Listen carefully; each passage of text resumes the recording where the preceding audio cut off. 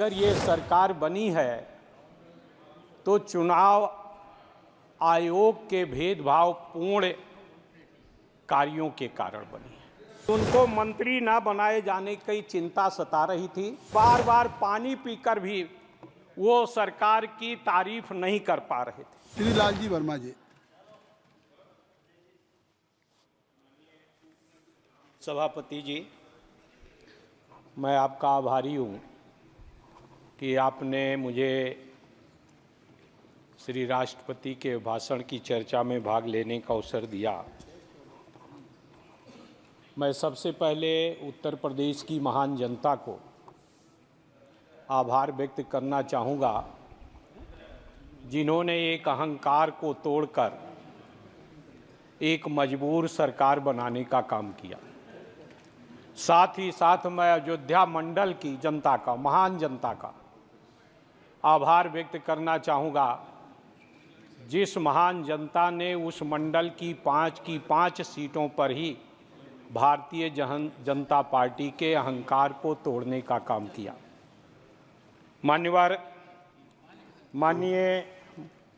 माननीय श्री राष्ट्रपति जी के द्वारा सरकार ने जो अपना बात रखी, चुनाव आयोग पर आभार व्यक्त किया। निश्चित रूप से सरकार को चुनाव आयोग पर आभार व्यक्त करना चाहिए, इसलिए कि अगर ये सरकार बनी है तो चुनाव आयोग के भेदभावपूर्ण कार्यों के कारण बनी है। मतदाता सूची का लालजी वर्मा जी, आप सीनियर पार्लियामेंटेरियन रहे हैं, आप कह रहे हैं ये सरकार बनी है चुनाव आयोग के भेदभाव। ये कृपया चुनाव आयोग, आप जानते हैं कॉन्स्टिट्यूशनल बॉडी है। अभी आपने स्वयं कहा कि अयोध्या की 5 सीट हम जीत गए, तो आखिर चुनाव आयोग की निष्पक्षता होगी। कृपया किसी का। हाँ, धन्यवाद। माननीय सभापति जी, अगर निष्पक्ष चुनाव हुआ होता, मशीनरी का दुरुपयोग ना होता, जगह जगह खुलेआम धन और दारू का प्रयोग न हुआ होता, तो अकेले उत्तर प्रदेश में 20 सीटें और इंडिया गठबंधन की आती। मान्यवर, आज मतदाताओं पे आप सवाल उठा रहे हैं। माननीय सभापति जी, आज निष्पक्ष नहीं हुआ। मान्यवर, जिस तरह से आज 10 साल से भारतीय जनता पार्टी की सरकार चल रही है, जो वादा किया था 2014 में, उस वादे पर पूरी तरह से ये सरकार फेल हुई है। वादा था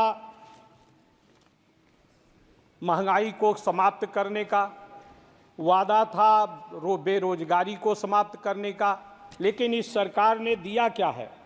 मान्यवर, श्री प्रधानमंत्री जी की सरकार ने आम जनता के लिए महंगाई की गारंटी दिया, छात्रों के लिए पेपर लीक की गारंटी दिया, युवाओं के लिए बेरोजगारी की गारंटी दिया, यात्रियों के लिए हादसों की गारंटी दिया, किसानों के लिए कर्ज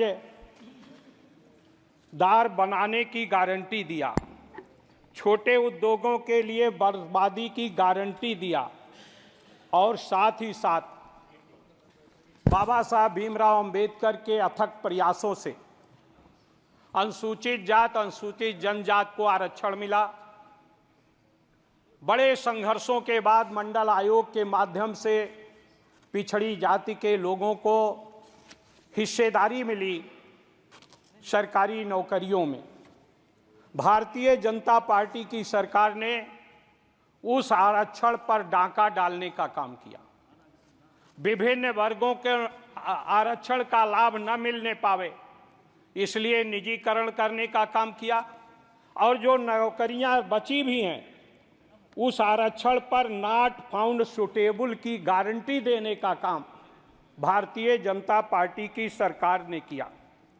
किसानों को न्यूनतम समर्थन मूल्य का लीगल गारंटी नहीं दिया। माननीय अनुराग ठाकुर जी द्वारा लगभग 1 घंटे से ज़्यादा का समय लेकर धन्यवाद प्रस्ताव प्रस्तुत किया गया, लेकिन उनकी बात से ये झलक रहा था कि उनको मंत्री ना बनाए जाने की चिंता सता रही थी और इसलिए बार बार पानी पीकर भी वो सरकार की तारीफ नहीं कर पा रहे थे। मान्यवर, आज जो आरक्षण है ओबीसी का पूरी तरह से विभिन्न संस्थाओं में इस भारतीय जनता पार्टी की सरकार ने खत्म किया है। उत्तर प्रदेश में 34 विश्वविद्यालय हैं। 34 विश्वविद्यालयों में जो वाइस चांसलर बनते हैं एक भी पीडीए के 1 या 2 हैं, बाकी एक भी नहीं है।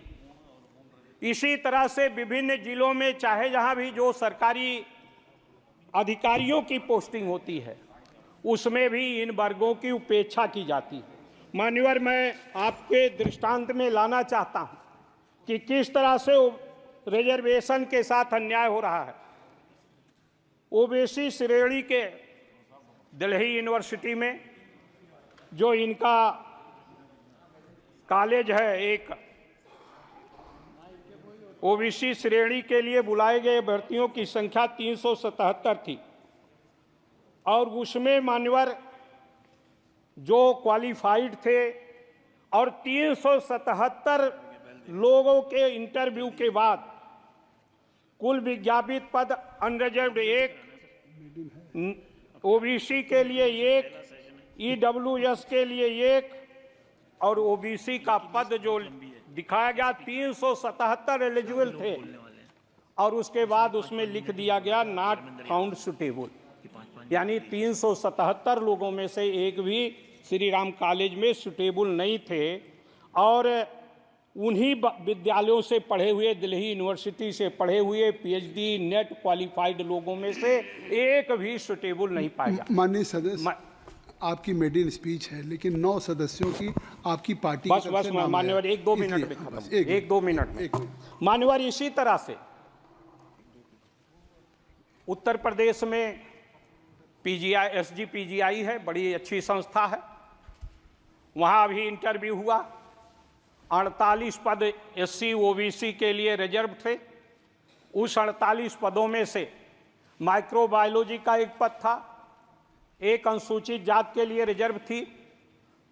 केजीएमयू से पढ़ी हुई एक लड़की गई इंटरव्यू देने और उसको 15 मेडल, गोल्ड मेडल मिला था केजीएमयू में और उसके पद को नॉट फाउंड सुटेबल कर दिया गया, वो उसके लिए भी एलिजिबल नहीं थी। मान्यवर, इसी तरह से न्यूरोलॉजी में 2 पद थे, एक अनरिजर्व था, एक रिजर्व था ओबीसी के लिए। वहीं से पास आउट दोनों छात्र थे, 2-2 साल असिस्टेंट प्रोफेसर केजीएमयू में रहे। जो अनरिजर्व था उसका मेरिट नीचे थी, जो डीएम का प्रवेश परीक्षा थी उसमें वो जनरल सीट के लिए क्वालिफाइड हो गया, ओबीसी सीट के लिए नॉट फाउंड सुटेबल हो गया।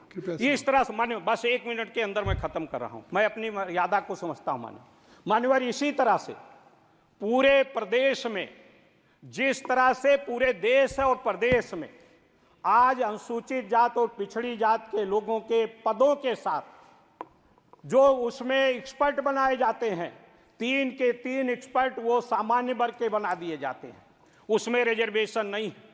इस तरह से आज ये भारतीय जनता पार्टी की सरकार, जिसने मंत्रिमंडल का भी बनाने का काम किया, कहते हैं कि माननीय प्रधानमंत्री स्वयं ओबीसी हैं, लेकिन उसके बाद भी ओबीसी के लोगों के साथ अनुसूचित जनजात के, अनुसूचित जात के लोगों के साथ बस कंक्लूड करा मैं इस तरह से अन्याय हो रहा।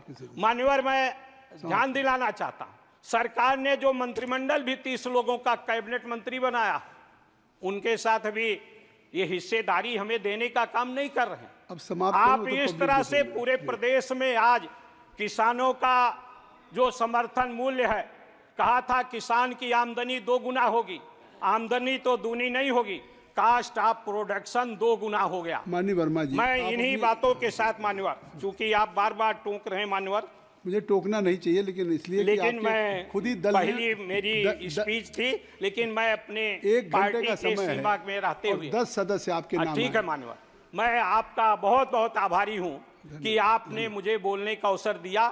आज इस तरह का अन्याय हो रहा है, चाहे वो बुनकर हो, किसान हो, धन्यवाद, छात्र हो। धन्यवाद। मैं इसके लिए श्री पीपी चौधरी जी, धन्यवाद।